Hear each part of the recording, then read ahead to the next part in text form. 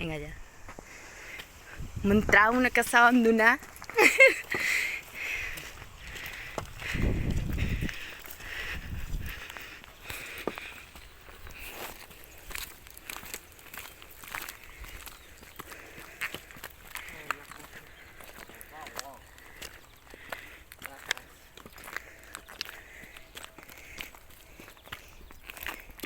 ¡Ay, qué asco! Porque he visto una lagartija o yo qué sé lo que era. Hostia. Pero vamos a entrar, ¿no? Yo no voy a entrar, a ver, me va a caer un ladrillo en la arca. Para investigar. Pues entra con el árbol. Entra tú, ¿no? Una pista de tenis, la piscina. ¿Dónde está la pista? ¿Ah? Mira. Coño. Álvaro, ¿te atreves? Venga, entra con ellos. Abuela, me da miedo dejarte sola. No. En la casa del perro. Álvaro, va tú primero y yo.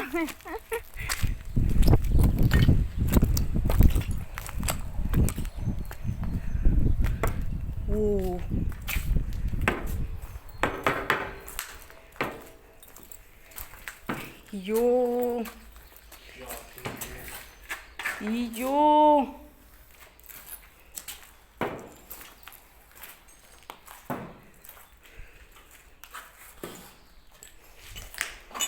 Vamos a investigar primero la parte de abajo.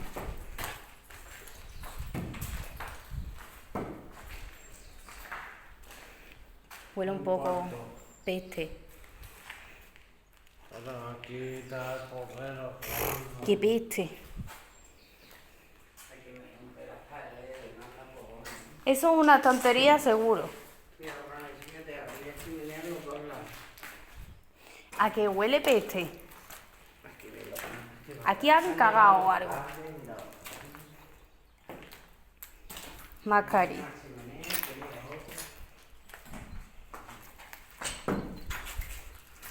Esto por aquí. Estaría bonita, Una cocina. Por aquí han hecho caca. Qué asco. La casa estaría bonita. Ahora subimos. Ya a ti te da todo el cable y todo.